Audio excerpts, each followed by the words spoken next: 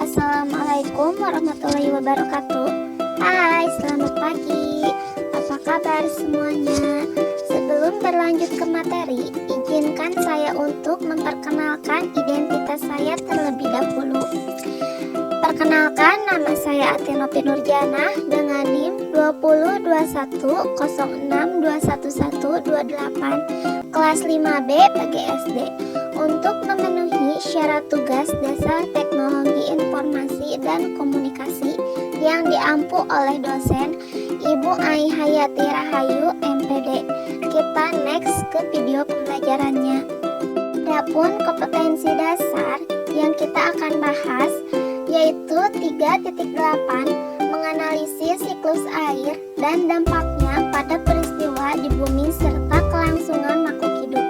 Tujuan perkuliahan, melalui kegiatan pengamatan, siswa mampu menjelaskan terjadinya siklus air dengan baik. Dengan kompetensi dasar yang saya sebutkan, kita akan membahas materi tentang siklus air dan dampak bagi kehidupan. Yang pertama, siklus air. Sebelum membahas siklus air, saya akan menjelaskan apa yang dimaksud dengan siklus. Siklus menurut Kamus Besar Bahasa Indonesia adalah putaran waktu yang di dalamnya terdapat rangkaian kejadian yang berulang-ulang secara tetap dan teratur. Selanjutnya, siklus air. Siklus air atau siklus hidrologi merupakan sirkulasi air yang tidak pernah berhenti dari atmosfer ke bumi dan kembali ke atmosfer melalui proses kondensasi, presipitasi, evaporasi, dan transpirasi. Siklus air atau siklus hidrologi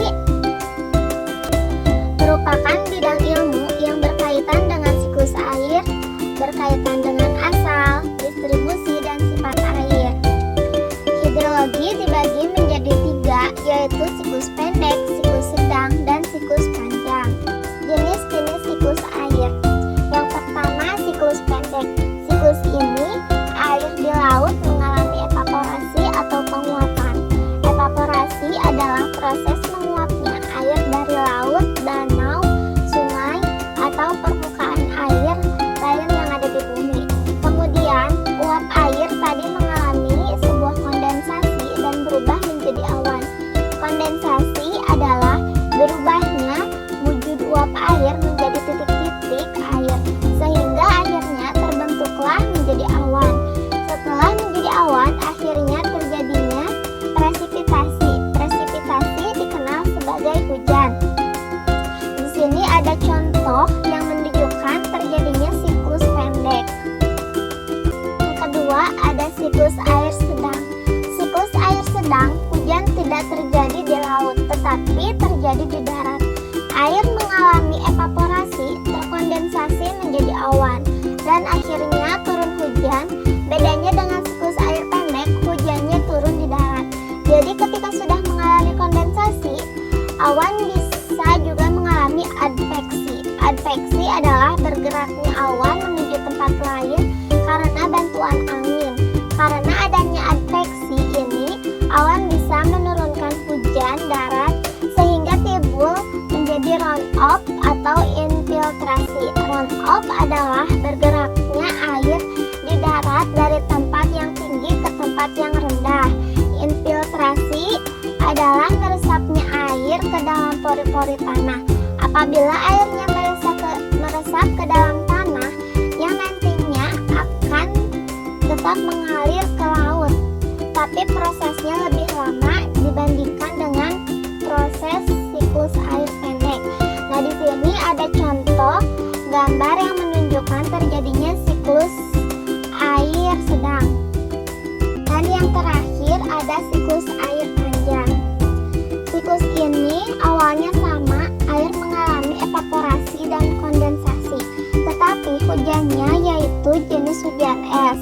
Dikarenakan awan yang berada di atmosfer bergerak ke tempat yang relatif lebih dingin atau kondisi suhu udara di atmosfer saat itu sedang rendah.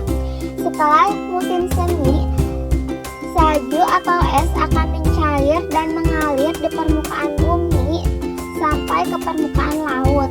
Dalam siklus panjang ini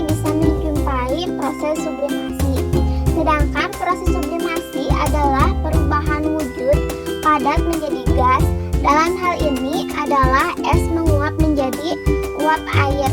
Jadi uap air yang berada di atmosfer bukan hanya dari air saja, melainkan bisa air yang versinya padat, yaitu seperti es.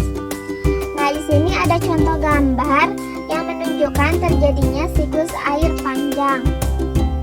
Dan dapat disimpulkan, jadi matahari menjadi salah satu sebab terjadinya siklus air atau perputaran air.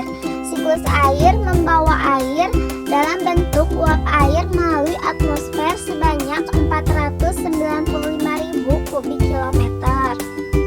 Dan pentingnya siklus air di muka bumi ini yaitu siklus hidrologi berperan sangat penting karena air sangat diperlukan manusia untuk minum dan beraktivitas sehari-hari serta untuk kegiatan pertanian dan kegiatan ekonomi lainnya.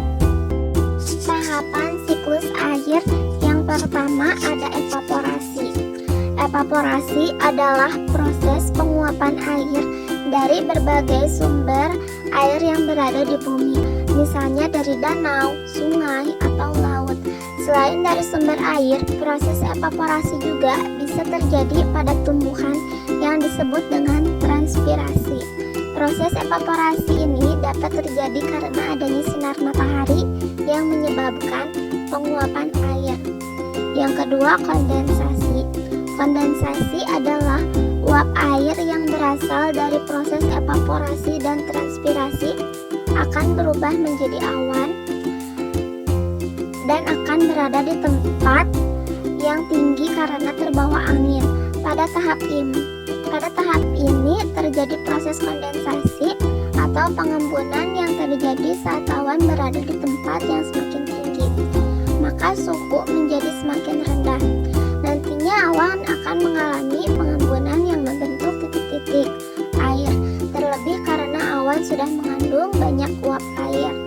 Yang ketiga ada tahapan presipitasi. Istilah dari presipitasi adalah hujan, yaitu proses saat titik-titik air dari awan jatuh ke bumi. Hujan terjadi saat awan sudah menampung terlalu banyak air dan awan menjadi semakin besar. Saat awan tidak lagi mampu menampung air atau uap air, maka akan terjadi hujan salju atau hujan es. Yang terakhir ada infiltrasi. Infiltrasi yaitu merupakan proses air yang masuk ke dalam bumi, ke dalam tanah.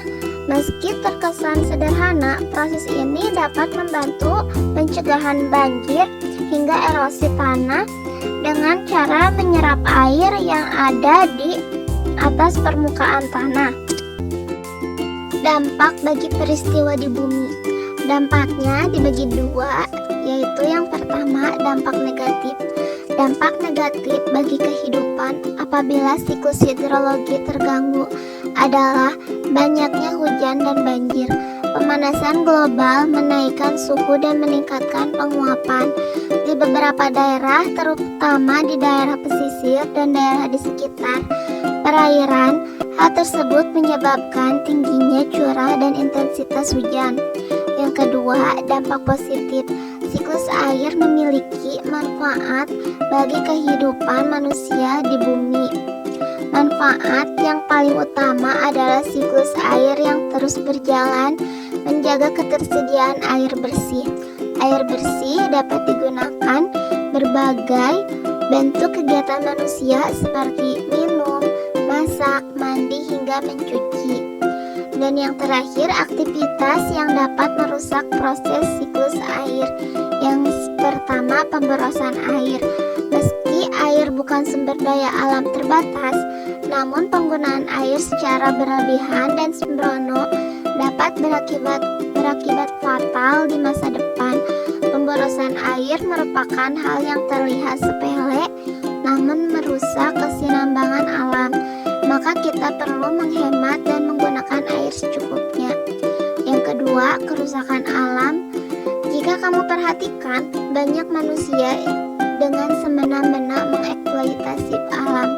Contohnya penebangan hutan yang mengakibatkan berkurangnya daerah resapan air. Yang ketiga, buang sampah sembarangan. Selain itu, pencemaran air dengan limbah cairan maupun sampah rumah tangga lain ke sungai atau laut dapat mengganggu siklus air.